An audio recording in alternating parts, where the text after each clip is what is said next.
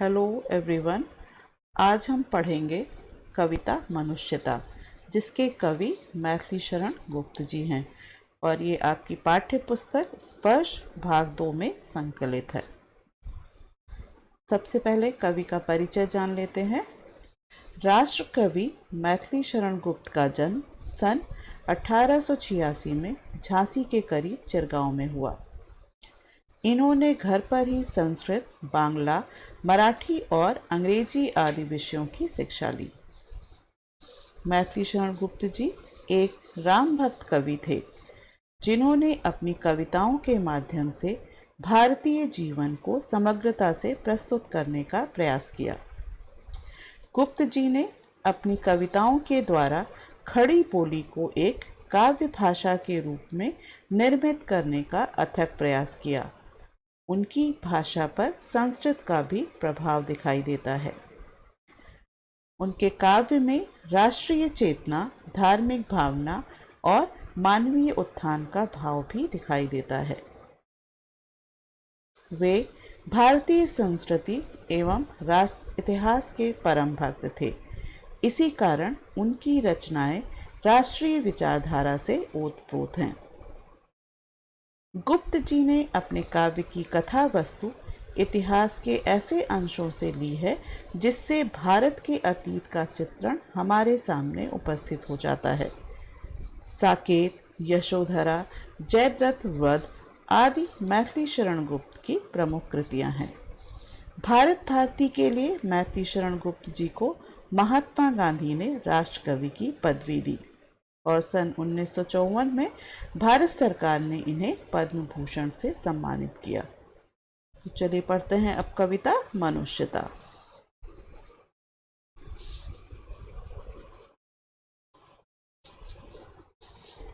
प्रकृति में अन्य प्राणियों की तुलना में मनुष्य में सोचने की शक्ति अधिक होती है। वह अपने ही नहीं, दूसरों के सुख दुख का भी ख्याल रखता है और दूसरों के लिए भी कुछ करने में समर्थ होता है। पशु जब चारागाह में जाते हैं तो केवल अपने लिए ही चर कर आते हैं, परंतु मनुष्य ऐसा नहीं होता। वह जो कुछ भी कमाता है, जो कुछ भी बनाता है, वह दूसरों के लिए भी करता है और दूसरों की सहायता लेकर भी करता है। मनुष्यता कविता में कवि अपनों के सुख दुख की चिंता करने वालों को मनुष्य तो मानता है, परंतु वह यह मानने को तैयार नहीं है कि उन मनुष्यों में मनुष्यता के सारे गुण होते हैं। कवि केवल उन मनुष्यों को महान मानता है जो अपनों के सुख दुख से पहले दूसरों की चिंता करते हैं। वह मनुष्यों में ऐसे गुण चाहता है जिसके कारण कोई भी मनुष्य इस मृत्युलोक से चले जाने के बाद भी सदियों तक दूसरों की यादों में रहे, अर्थात मृत्यु के बाद भी वह अमर रहे। मनुष्यता में और कौन कौन से लक्षण या गुण होते हैं, यह कवि ने इस कविता में स्पष्ट किया है। तो पढ़ते हैं कविता की पंक्तियाँ। विचार लो कि मरते हो न मृत्यु से डरो कभी, मरो परंतु यो मरो की याद जो करें सभी। हुई न यो सुमृत्यु तो वृथा मरे वृथा जिए, मरा नहीं वही कि जो जिया न आपके लिए। वही पशु प्रवृत्ति है कि आप ही चरे, वही मनुष्य है कि जो मनुष्य के लिए मरे। कठिन शब्दों के अर्थ जान लेते हैं। विचार शब्द का अर्थ है सोचना, मर्त्य मरणशील, सुमृत्यु का अर्थ है अच्छी मृत्यु, वृथा का अर्थ है बेकार, जिया जीना, चरे का अर्थ होता है चरना और पशु प्रवृत्ति यानी पशुओं जैसा स्वभाव। कविता का भावार्थ समझते हैं। विचार लो कि मर्त्य हो न मृत्यु से डरो कभी, मरो परंतु यो मरो की याद जो करे सभी। हुई न यो सुमृत्यु तो वृथा मरे वृथा जिए, मरा नहीं वही कि जो जिया न आपके लिए। इन पंक्तियों में कवि मैथिली शरण गुप्त जी ने हमें मनुष्यता के लक्षणों के बारे में बताया है। साथ ही उन्होंने हमें इस सत्य से भी अवगत कराया है कि मनुष्य अमर नहीं है, नश्वर है, वह मरणशील है, उसकी मृत्यु का होना निश्चित है और इस बात को हमें स्वीकार कर लेना चाहिए और मृत्यु से डरना नहीं चाहिए। परंतु कवि कहता है कि हम मरें तो, लेकिन हमारी मृत्यु ऐसी होनी चाहिए कि लोग हमें याद रखें, अर्थात जीवन में हमें कुछ ऐसा करना चाहिए कि लोग हमें मरने के बाद भी याद रखें। अगर ऐसी सुमृत्यु अर्थात अच्छी मृत्यु नहीं हुई तो मनुष्य का जीना और मरना व्यर्थ है। कवि का कहना है कि मरकर भी वह मनुष्य कभी नहीं मरता जो अपने लिए नहीं बल्कि दूसरों के लिए जीता है, जबकि स्वार्थी मनुष्य केवल अपना भला व स्वार्थ सोचते हैं और खुद के लिए जीते हैं। वही पशु प्रवृत्ति है कि आप ही चरे, वही मनुष्य है कि जो मनुष्य के लिए मरे। ऐसे लोगों के मर जाने पर कोई याद नहीं करता। कवि के अनुसार ऐसे मनुष्यों एवं पशुओं में कोई अंतर नहीं होता, क्योंकि पशु भी दूसरों के बारे में सोचे बिना केवल अपने हित के बारे में सोचते हैं। वास्तव में मनुष्य कहलाने का अधिकार उसी को है जो दूसरे के हित तथा दूसरों की खुशी के लिए जीता और मरता है। ऐसे मनुष्य को मृत्यु के बाद भी उसके अच्छे कर्मों के लिए युगों युगों तक याद किया जाता है।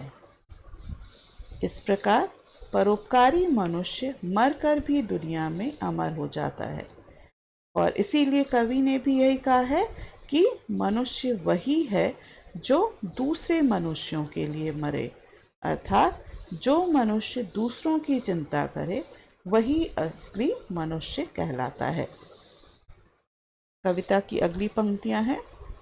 उसी उदार की कथा सरस्वती बखानती, उसी उदार से धरा कृतार्थ भाव मानती, उसी उदार की सदा सजीव कीर्ति पूजती, तथा उसी उदार को समस्त सृष्टि पूजती। अखंड आत्म भाव जो असीम विश्व में भरे, वही मनुष्य है कि जो मनुष्य के लिए मरे। शब्दों के अर्थ जान लेते हैं। उदार का अर्थ है विशाल हृदय वाला, कथा का अर्थ है कहानी, सरस्वती विद्या की देवी, बखानती का अर्थ है वर्णन करना, धरा का अर्थ है पृथ्वी, कृतार्थ आभारी या धन्य, सदा का अर्थ होता है हमेशा, सजीव का अर्थ है जीवंत, कीर्ति अर्थात यश, कूजती ध्वनित होना, समस्त पूरी, सृष्टि का अर्थ है दुनिया, पूजती का अर्थ है पूजा जाना, अखंड यानी बिना टूटा हुआ, आत्मभाव अपनेपन की भावना, असीम जिसकी सीमा ना हो। उसी उदार की कथा सरस्वती बखानती, उसी उदार से धरा कृतार्थ भाव मानती, उसी उदार की सदा सजीव कीर्ति पूजती, तथा उसी उदार को समस्त सृष्टि पूजती। अखंड आत्म भाव जो असीम विश्व में भरे, वही मनुष्य है कि जो मनुष्य के लिए मरे। तो कवि के अनुसार जो मनुष्य परोपकारी एवं उदार होते हैं और इस विश्व में एकता, भाईचारा तथा अखंडता का भाव फैलाते हैं, उन्हें सदैव याद किया जाता है एवं उनका गुणगान किया जाता है। ऐसे उदार व्यक्तियों के नाम इतिहास की पुस्तकों में स्वर्णिम अक्षरों से लिखे जाते हैं। उसी उदार से धरा कृतार्थ भाव मानती, और स्वयं सरस्वती माँ उसकी कीर्ति का बखान करती हैं और धरती भी उसकी उदारता का ऋण मानती है, अर्थात पूरी धरती उस महान व्यक्ति की आभारी रहती है। सारा संसार ऐसे मनुष्यों को जो उदार परोपकारी होते हैं उनकी पूजा करता है और ऐसे मनुष्य ही विश्व में आत्मीयता का भाव भरते हैं। और अंत में कवि कहते हैं कि सच्चे अर्थों में मनुष्य वही होता है जो हमेशा दूसरे मनुष्य का भला सोचता है और उसके भले के लिए ही मर सकता है। कविता की अगली पंक्तियां हैं। क्षुधार्त रंतिदेव ने दिया करस्त थाल भी, तथा दधीच ने दिया परार्थ अस्थिजाल भी। उसी नर क्षितीश ने स्वमांस दान भी किया, सहर्ष वीर कर्ण ने शरीर चर्म भी दिया। अनित्य देह के लिए अनादि जीव क्या डरे, वही मनुष्य है कि जो मनुष्य के लिए मरे। क्षुधार्त का अर्थ होता है भूख से व्याकुल। रंतिदेव एक परमदानी राजा का नाम है। करस्त यानी हाथ का। थाल का अर्थ है थाली। दधीच एक ऋषि का नाम है। परार्थ दूसरों के हित में। अस्थिजाल अस्थियों का समूह या हड्डियों का समूह। उशीनर क्षतीश गांधार देश के राजा। स्वमांस अपने शरीर का मांस। सहर्ष खुशी से। कर्ण कुंती पुत्र। शरीर चर्म शरीर का कवच यानी जो हमारी बॉडी स्किन होती है। अनित्य जो हमेशा ना रहे। देह का अर्थ है प्राणी देह का अर्थ है शरीर। जीव का अर्थ है प्राणी और अनादि का अर्थ है जिसके आरंभ का पता ना हो।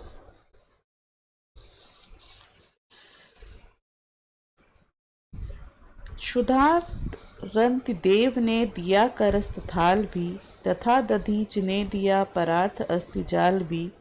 उसी न क्षितीश ने स्वमांस भी दान भी किया, सहस्रवीर कर्ण ने शरीर चर्म भी दिया। अनित्य देह के लिए अनादि जीव क्या डरे, वही मनुष्य है कि जो मनुष्य के लिए मरे। इन पंक्तियों में कवि ने पौराणिक कथाओं में वर्णित अनेक परोपकारी पुरुषों के उदाहरण दिए हैं कि किस तरह से उन्होंने अपना जीवन दूसरों के लिए त्याग दिया था और उनके इसी परोपकार के कारण उन्हें आज तक याद किया जाता है। तो यहाँ पर कवि ने कई सारे महापुरुषों का उदाहरण दिया है, जिसमें से सबसे पहला उदाहरण है राजा रंतिदेव का कि भूख से व्याकुल रंतिदेव ने अपने हाथ के खाने की थाली भी दान में दे दी थी। और वहीं दधीच ऋषि ने असुरों से रक्षा के लिए देवताओं को अपनी हड्डियां व्रज बनाने के लिए दान कर दी थी, क्योंकि कहा जाता है कि वृत्रासुर नाम का एक असुर था जिसका संहार हड्डियों से बने व्रज नाम के अस्त्र से ही किया जा सकता है। तो दधीच ऋषि ने अपनी हड्डियों को दान कर दिया था, जिसका उपयोग करके देवताओं ने वृत्रासुर को हराया था। इसी तरह से एक कबूतर की रक्षा करने के लिए गांधार देश के राजा शिवी ने भी अपने शरीर का मांस काटकर दान में दे दिया था। और ये उदाहरण सभी को पता होगा कि कर्ण का जन्म हुआ था तो कवच कुंडल के साथ जन्म हुआ था। अगर उसके पास कवच कुंडल होता तो उसको कोई भी मार नहीं सकता था, पर जब उससे कवच कुंडल का भी दान मांगा गया तो कर्ण ने उसको भी दान में दे दिया था। तो इन सभी उदाहरणों के माध्यम से कवि यह कहना चाहते हैं कि हमारी आत्मा तो अमर है, फिर मनुष्य इस नश्वर शरीर के लिए क्यों डरे। अर्थात हमें अपने इस नश्वर शरीर और जीवन को परोपकार के लिए उत्सर्ग करना चाहिए, क्योंकि मनुष्य वही कहलाता है जो दूसरों की भलाई के लिए अपना सर्वस्व न्यौछावर कर देता है। कविता की अगली पंक्तियां हैं। सहानुभूति चाहिए महाविभूति है यही, वशीकृता सदैव है बनी हुई स्वयं मही। विरुद्धवाद बुद्ध का दया प्रवाह में बहा, विनीत लोक वर्ग क्या न सामने झुका रहा। आहा वही उदार है परोपकार जो करे, वही मनुष्य है कि जो मनुष्य के लिए मरे। शब्दों के अर्थ। सहानुभूति का अर्थ है सिंपैथी। महाविभूति बहुत बड़ी पूंजी। वशीकृता वश में की हुई। सदैव हमेशा। मही का अर्थ है पृथ्वी। विरुद्धवाद यानी कि विरोध करने की जो प्रवृत्ति जो आदत होती है। बुद्ध गौतम बुद्ध। विनीत का मतलब है विनम्र और लोकवर्ग का अर्थ है जनसमूह। तो इन पंक्तियों में कवि ने इस बात को स्पष्ट किया है कि वही मनुष्य महान है जिसमें अपने हित चिंतन से पहले और सर्वोपरि दूसरों का हित चिंतन हो। वह कहते हैं कि परोपकार करके हमें दूसरों की सहानुभूति प्राप्त करनी चाहिए, क्योंकि यही हमारे लिए सबसे बड़ी पूंजी है। कवि कहते हैं कि यह धरती भी परोपकारी मनुष्य के वश में रहती है, क्योंकि यही गुण यानी जो परोपकार का गुण है मनुष्य को महान, उदार और सर्वप्रिय बनाता है तथा प्रेम, सहानुभूति, दया और करुणा की भावना से मनुष्य संसार को जीत सकता है। यही कारण था कि जब भगवान बुद्ध ने जन कल्याण के लिए सामाजिक रूढ़ियों एवं धार्मिक कुरीतियों का विरोध किया, तब पहले अनेक लोगों ने उनका अनुसरण नहीं किया, परंतु जब उन्होंने अपने सुविचारों को दया के प्रभाव में बहाया, यानी कि वो सभी के प्रति दयालु और करुणामय रहे, तब उनकी दया, प्रेम और करुणा से प्रभावित होकर विरोधी भी विनम्र होकर उनके सम्मुख अपने मस्तक को झुका दिया और उनके अनुयायी बन गए। इसीलिए कवि का मानना है कि जो दूसरों का उपकार करता है, जो दूसरे मनुष्यों के लिए जीता और मरता है, वही सच्चा मनुष्य कहलाता है। कविता की अगली पंक्तियां हैं।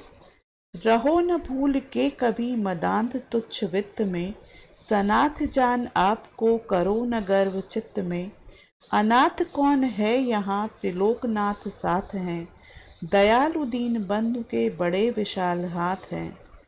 अतीव भाग्यहीन है अधीर भाव जो करे, वही मनुष्य है कि जो मनुष्य के लिए मरे। मदांत का अर्थ होता है घमंड में अंधा। तुच्छ का अर्थ है मामूली। वित्त का अर्थ है धन। गर्व का अर्थ है अभिमान। चित्त का अर्थ है मन। त्रिलोकनाथ का अर्थ है तीनों लोकों के नाथ यानी ईश्वर। दीन बंधु गरीबों का मसीहा अर्थात ईश्वर। विशाल बड़ा। अतीव का अर्थ होता है अत्यधिक। भाग्यहीन यानी जिसका भाग्य साथ नहीं देता। और अधीर का अर्थ है जिसमें धीरज न हो। तो कवि का कहना है कि रहो न भूल के कभी मदांध तुच्छ वित्त में, सनाथ जान आपको करो न गर्व चित्त में। यानी कि इन पंक्तियों में कवि ने अभिमान एवं अहंकार जैसी बुरी भावनाओं से दूर रहने का संदेश दिया है। वह कहते हैं कि मनुष्य को तुच्छ धन संपत्ति आदि पर अभिमान नहीं करना चाहिए। उसे अपने आप को सनाथ और शक्तिशाली समझकर अहंकार नहीं करना चाहिए और दूसरों को उपेक्षा की नज़र से नहीं देखना चाहिए।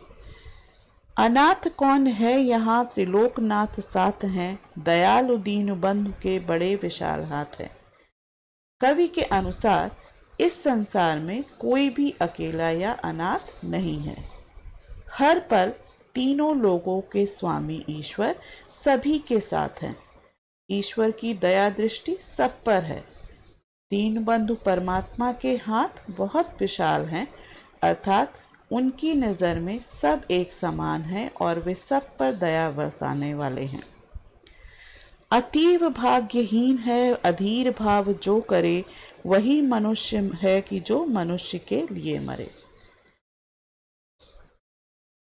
कवि का कहना है, पर जो व्यक्ति फिर भी बेचैन रहते हैं, संसार की चिंता में व्याकुल रहते हैं और जिनको ईश्वर की उपस्थिति का जरा भी ज्ञान नहीं है, ईश्वर पर वे विश्वास नहीं रखते हैं, उनको कवि अत्यंत भाग्यहीन मानते हैं, क्योंकि परमात्मा के होते हुए घबराना व्यर्थ है।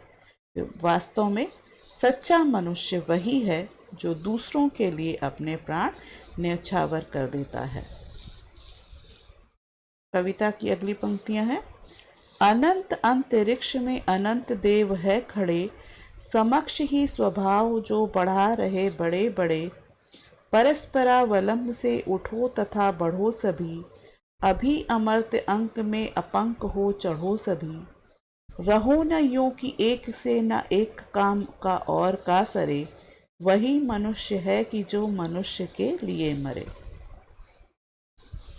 अनंत का अर्थ है जिसका अंत ना हो, अंतरिक्ष स्पेस, देव का अर्थ है भगवान, समक्ष का अर्थ है सामने, स्वबाहु अपने हाथ, अमर्त्य अमरणशील, अंक गोद, अपंक मतलब कलंक रहित, सरे का मतलब समाप्त होना, परस्परावलंब यानी एक दूसरे का सहारा।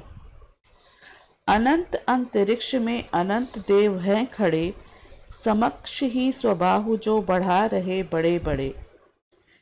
तो यहाँ पर कवि मनुष्य को संबोधित करते हुए कहते हैं कि इस अनंत अंतरिक्ष में अनेक देवता हैं जो बाहें फैलाए हुए खड़े हैं।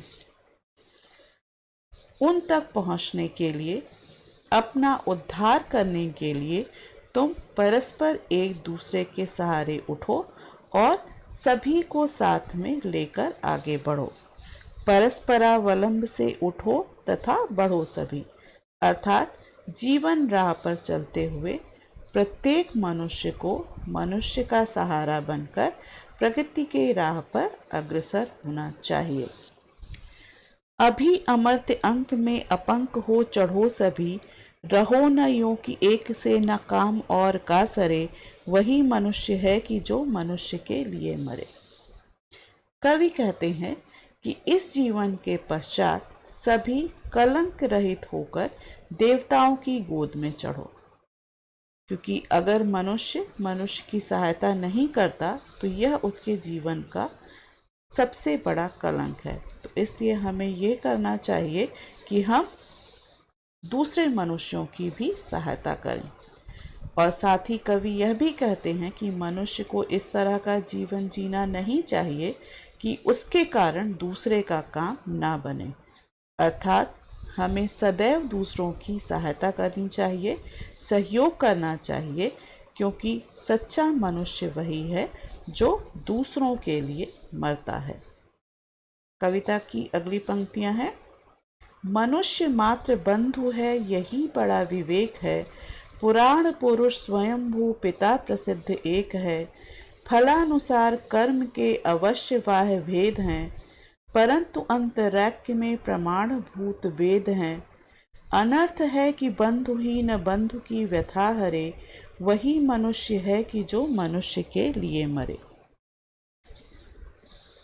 शब्दार्थ देखते हैं।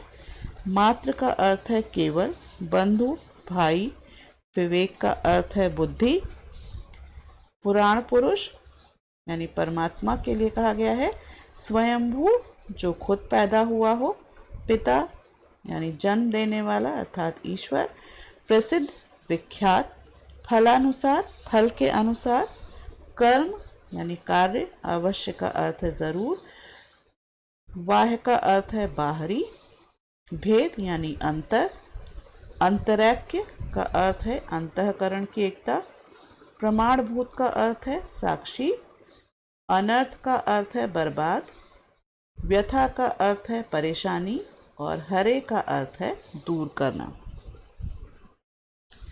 मनुष्य मात्र बंधु है यही बड़ा विवेक है, पुराण पुरुष स्वयंभू पिता प्रसिद्ध एक है। तो इन पंक्तियों में कवि कहते हैं कि यह हमारा सबसे बड़ा विवेक है, यानी हमारी सबसे बड़ी बुद्धि है कि हम यह जान लें कि सभी मनुष्य भाई बंधु हैं। पुराणों में वर्णित स्वयं उत्पन्न होने वाला परमात्मा तो एक ही है, और अर्थात सभी मनुष्य उस एक ही ईश्वर की संतान हैं। फलानुसार कर्म के अवश्य बाह्य भेद हैं, परंतु अंतरैक्य में प्रमाणभूत भेद हैं। प्रत्येक मनुष्य में जो बाहरी भेद या अंतर दिखाई देता है वह उसके कर्मों के फल के अनुसार होता है, और हमारे वेद भी इस बात के साक्षी हैं कि सभी की आत्मा एक है, सबके शरीर में एक ही परमात्मा का निवास है। अनर्थ है कि बंधु की न बंधु ही व्यथा हरे, वही मनुष्य है कि जो मनुष्य के लिए मरे। कवि का कहना है कि यदि भाई ही भाई की पीड़ा दूर नहीं करेगा, उसके दुख व कष्टों को दूर नहीं करेगा, तो यह सबसे बड़ा अनर्थ है, क्योंकि ऐसे भाई अर्थात मनुष्य के होने का फायदा ही क्या जो जरूरत पड़ने पर दूसरे भाई अर्थात मनुष्य की सहायता ना करे। तो कवि के अनुसार मनुष्य कहलाने का अधिकारी वही है जो मनुष्यों के काम आता है तथा मानवता की राह पर चलकर जीवन यापन करता है। कविता की अगली पंक्तियां हैं। चलो अभीष्ट मार्ग में सहर्ष खेलते हुए, विपत्ति विघ्न जो पड़े उन्हें ढकेलते हुए, घटे न हेल मेल हाँ बढ़े न भिन्नता कभी, अतर्क एक पंथ के सतर्क पंथ हो सभी, तभी समर्थ भाव है कि तारता हुआ तरे, वही मनुष्य है कि जो मनुष्य के लिए मरे। अभीष्ट का अर्थ होता है इच्छित, मार्ग का अर्थ है राह, विपत्ति का अर्थ है समस्या, विघ्न का अर्थ है बाधा, हेल मेल मेल जोल करना, भिन्नता का अर्थ है अंतर, अतर्क यानी तर्क से परे, पंथ का अर्थ होता है रास्ता या मार्ग, सतर्क पंथ यानी सावधान यात्री, समर्थ का अर्थ होता है योग्य या सार्थक, तारता का अर्थ है दूसरों का उद्धार करना, और तरे का अर्थ होता है उद्धार करना। चलो अभीष्ट मार्ग में सहर्ष खेलते हुए, विपत्ति विघ्न जो पड़े उन्हें ढकेलते हुए, घटे न हेल मेल हाँ बढ़े न भिन्नता कभी, अतर्क एक पंथ के सतर्क पंथ हों सभी। तो इन पंक्तियों में कवि कहते हैं कि हमें जीवन में इच्छित अर्थात अपने चुने हुए मार्ग पर प्रसन्नता के साथ अपना कर्म करते हुए आगे बढ़ना चाहिए। राह में जो भी विघ्न या बाधाएं आए उन्हें अपने साहस व धैर्य से दूर करना चाहिए, पर हमें यह भी ध्यान रखना चाहिए कि घटे न हेल मेल हाँ बढ़े न भिन्नता कभी, अतर्क एक पंथ के सतर्क पंथ हो समी।